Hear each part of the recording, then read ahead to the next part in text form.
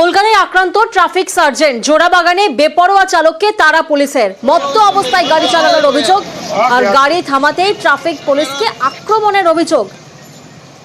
জোড়াবাগানে বেপরোয়া চালককে পুলিশ তাড়া করে আর তারপর পুলিশ গাড়ি থামাতেই ট্রাফিক পুলিশকে আক্রমণের অভিযোগ সামনে আসছে। প্রতিনিধি বিশ্বজিৎ এই মুহূর্তে আমাদের সঙ্গে রয়েছেন। বিশ্বজিৎ, একেবারে ট্রাফিক পুলিশের উপর আক্রমণ। একদমই, এবং কর্তব্যরত ট্রাফিক সার্জেন্ট তাকে তার কর্তব্যে বাধা দেওয়া এবং তাকে আক্রমণ করা, এই ধারা এবং মদ্যপ অবস্থায় গাড়ি চালানো, এই ধারাগুলি দেওয়া হয়েছে সেই চালকের বিরুদ্ধে এবং চালককে গ্রেপ্তার করা হয়েছে। পাশাপাশি আরো যে দুজন ছিল তাদেরকেও, যে যাত্রী তাদেরকেও থানায় নিয়ে গিয়ে জিজ্ঞাসাবাদ করা হচ্ছে। গাড়িটি থানায় নিয়ে যাওয়া হয়েছে।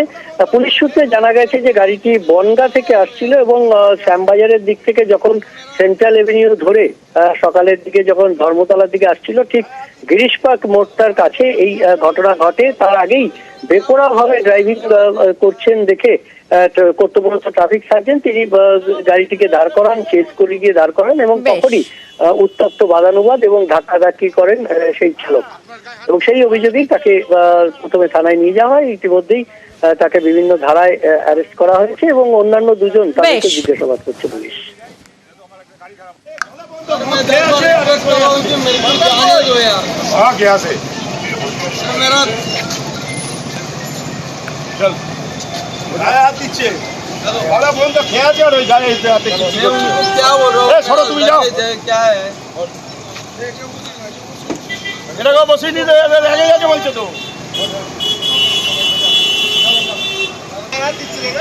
আপনার গায়ে হাত দিচ্ছে ওই ছেলেটার আমাদের ঘটনা যখন গাড়ি নিয়ে ঘুরছে, একে আমি ইন্টারসেপ্ট করি, মদ খেয়ে আছে, মদ খাওয়ার কারণে একে দাঁড়িয়ে রেখে যাই, যেহেতু আমার একটা গাড়ি খারাপ আছে। গাড়ি খারাপ শুনছি ইয়ারে কল দিয়ে বলছে এর গায়ে ঠান্ডাটাই করছে ওনাকে। হ্যাঁ, গোবরডাঙ্গা ব্রিজের কাছে মাটি ধসে বিপত্তি, মাটি ধসে পুকুরে 7টি দোকান। যে ছবি এই মুহূর্তে আপনাদেরকে দেখাচ্ছি, মাটি ধসে পুকুরে চলে যায় দোকান। গোবরডাঙ্গা ব্রিজের কাছে মাটি ধসে বিপত্তি, একটি দুটি নয়, একেবারে 7টি দোকান মাটি ধসে একেবারে পুকুরে চলে যায়। আর অভিযোগ বেআইনি নির্মাণ, সেই বেআইনি নির্মাণ থেকেই মাটি ধসের অভিযোগ সামনে আসছে। প্রতিনিধি জিয়াউল এই মুহূর্তে আমাদের সঙ্গে রয়েছেন। জিয়াউল, একটি দুটি নয়, একেবারে 7-7টি দোকান আমরা দেখছি একেবারে মাটি ধসে নেমে যায়। তার জেরে যে অভিযোগ সামনে আসছে যে বেআইনি নির্মাণ, তাহলে বেআইনি নির্মাণ কারা করলো, কাদের মদতে হলো এই নির্মাণ? একদম, দেখো যেটা সামনে উঠে আসছে, পৌরসভার গাফিলতি বা পৌরসভার গোবরডাঙ্গা পৌরসভা না জেনে কিভাবে এখানে পারমিশন দিলেন। অর্থাৎ এই গোবরডাঙ্গা একেবারে ব্রিজের সংলগ্ন এলাকায় প্রায় 7টি দোকান সেখানে ধসে একেবারে নিচে নেমে যায়, পুকুরে বা খালে নেমে যায় এবং পার্শ্ববর্তী আরো বেশ কিছু দোকান সেগুলো কিন্তু ফাটল ধরেছে, যে কোনো সময় সেগুলো ধস নামতে পারে। কিন্তু দীর্ঘদিন ধরে কিভাবে একেবারে মেন রাস্তার উপরে গোবরডাঙ্গা পৌরসভার লাগোয়া, অর্থাৎ এখানে কিভাবে এই পরপর ধস নামছে, তাহলে কি কার গাফিলতি? ইতিমধ্যেই এলাকার মানুষ কিন্তু বলছেন পৌরসভার গাফিলতির জন্যই কিন্তু এই পারমিশন দেওয়া। অর্থাৎ কিভাবে পারমিশন না পেলে একের পর এক দোকান, একতলা দুতলা দোকান সেখানে গজিয়ে উঠলো, ফলে সবটাই পৌরসভা জানতেন, এমনটা এলাকার মানুষ বলছেন। কিন্তু পৌরসভার পক্ষ থেকে বলা হচ্ছে, চেয়ারম্যান স্পষ্ট করে দিচ্ছেন যে তারা জানতেন না, বলে অবৈধভাবে গজিয়ে উঠেছে। কিন্তু পৌরসভার পারমিশন ছাড়া কিভাবে গজিয়ে উঠেছে প্রশ্ন হচ্ছে। ইতিমধ্যেই 7টি দোকান পুরোপুরি ভেঙে গেছেন, ধসে নেমে গেছেন, আরো বেশ কয়েকটি দোকান যে কোনো মুহূর্তে নামতে পারে। রাত 4টার পরে পিডব্লিউ রাস্তার গার্ডওয়াল ছিল, তো গার্ডওয়ালের পরে দুটো ছিল, গার্ডওয়ালটা নর্মাল হয়ে যাওয়ার পর পুরো ভেঙে 7-8টা দোকান আছে এখানে। বহু অর্থ দিয়ে জায়গা কিনে দোকান করার সামর্থ্য থাকে না, ফলে এখানে এই যেভাবে দোকানগুলো গড়ে উঠেছে, পুকুরের পাড় দিয়ে এই দোকানগুলো রয়েছে, এইবার এই পুকুরের পাড়ের ধস নেমেই এই দোকানগুলো ভেঙে গেছে।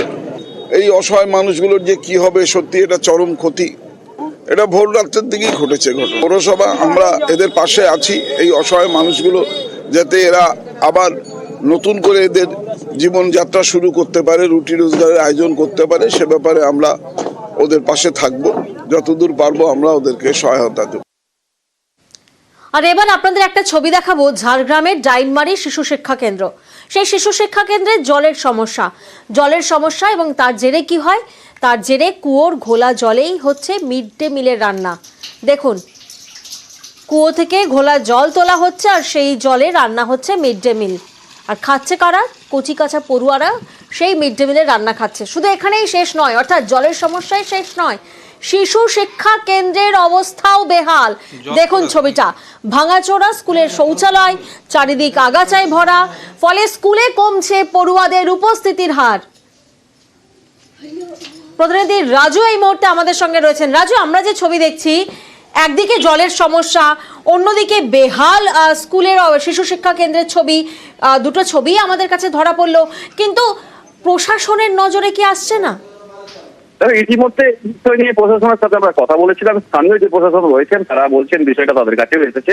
সেক্ষেত্রে যাতে এই যে সমস্যা, এই সমস্যাকে দ্রুত সমাধান করা যায় তার জন্য তারা স্কুলের যে বোর্ড রয়েছে সেই বোর্ডে জানানোর সিদ্ধান্ত নিয়েছেন এবং এখানে যে পারিবারিক শিক্ষা পরিষদের যিনি রয়েছেন আধিকারিক তার সাথেও তারা কথা বলেছেন এবং শীঘ্রই এই যাতে জলের ব্যবস্থাটা আগে করা হয়, কারণ শিশুদের সবচেয়ে প্রয়োজনীয় এই মিড ডে মিলে যে জল, সেই জলটার আগে ব্যবস্থা করার কথা বলেছেন, কারণ খোলা জলেই রান্না করতে হচ্ছে। আর তারপরে তো পরিকাঠামো রয়েছে, পরিকাঠামো খুবই খারাপ রয়েছে। সেক্ষেত্রে সেই পরিকাঠামো যাতে ঠিক করা যায় তার দিকেও বিশেষ নজর দেওয়া হচ্ছে। ইতিমধ্যে এই বিষয় নিয়ে কথা বলছেন তারা। বেশ, এখানে অনেকদিন থেকে রান্না করছি। আগে কিন্তু ভালো ছিল, আগে কুয়ার জলে ভালো ছিল, কিংবা কলও ছিল, কল হলে চুরি। আর কলটা চুরি হওয়ার পর হাতে জল আনছি, কোনোদিন নোংরা জলে রান্না করছি, কোনোদিন ভালো জলে রান্না করছি। কত বইবো, যেমন পাচ্ছি তেমন করছি, ধুরের জলে আমরাও খাচ্ছি, বাচ্চারাকেও দিচ্ছি। আর এই জলেতে রান্না ভালো হবে টেস্ট? না, এই ভালো তো হয়নি। পানীয় জল নেই বাবু, পানীয় জলের ব্যবস্থা নেই, মাস্টারও নেই, না কেউ নেই। আমি তার জন্য আমি বলছি যে জলের সমস্যা আছে। কোন জল খায়? ওই আমাদের গ্রাম থাকতে, কুয়ার থাকতে নিয়ে আসে, ওইখান থেকে জল দিতে হয়। তাতে তো বাচ্চাদের সমস্যা হয়। হ্যাঁ, বিদ্যালয়ের সমস্যা বলতে জলের সমস্যাটা বেশি আছে। আমি ব্লকও জানিয়েছিলাম এবং অঞ্চলও জানিয়েছিলাম।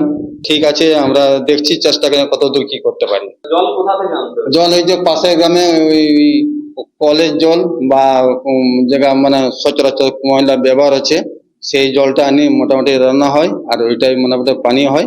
আর হাতির ব্যাপারে এই যে মানে এখন তো দিনের বেলা কিছু ভয় নেই, কিন্তু যখন এই 4টা-5টা বেজে যাবে তখন কিন্তু হাতি আসে। এখানে যে বানগড় অঞ্চলে সংসদের যে পঞ্চায়েত মেম্বার বা সমিতি মেম্বার প্রধান আছে, ওদের কাছ থেকে এই বিষয়টা আমি আলোচনা করে জানছি যে পাম্পটা যে খারাপ হয়ে গেছে তার জন্য সারানো হয় না। যদি বিষয়টা সত্যি, সেটা আমি পছন্দ করে ওখানে জানাতে পাঠাবো যে কলটা যাতে তাড়াতাড়ি সারানোর ব্যবস্থা করা হয়।